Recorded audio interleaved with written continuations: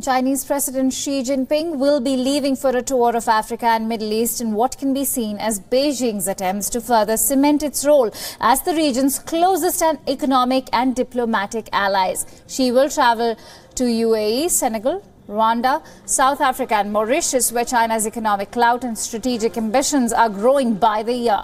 Currently, Chinese money is funding a 1,400-kilometer railway in Nigeria, a highway in Algeria, and new cities in Egypt and South Africa. This week's trip is likely an attempt to strengthen China's hold over the African continent, with Xi Jinping possibly offering further investment.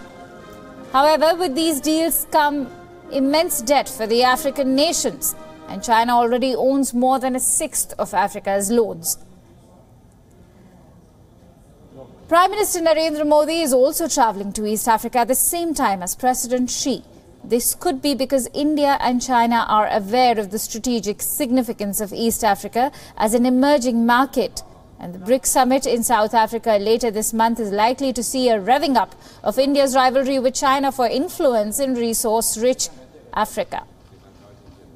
Official sources say PM Modi is going to visit Rwanda and neighbouring Uganda on his way to South Africa for the BRICS summit from July 25th.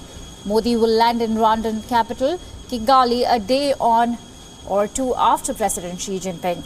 And Prime Minister Modi is expected to sign several agreements with both countries. And why not? India is looking to make headways in both the countries, where China has emerged as an important partner in post-conflict reconstruction work.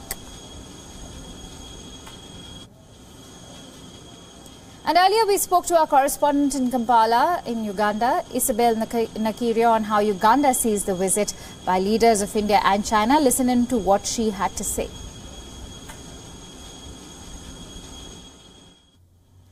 What I think is that India was here long before China, and it has that advantage over China.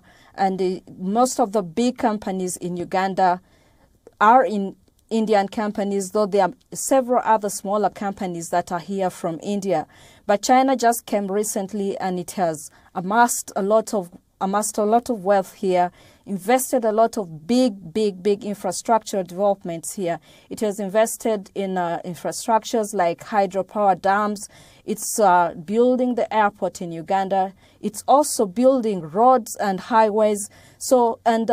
Most of these companies are multi-billion, multi-million companies that India does not have here. So India has invested over $4 billion in Uganda. Though India has about 60% of the taxes that India puts directly in Uganda, and becoming one of the biggest taxpayers in Uganda, I think that China has a big advantage over India.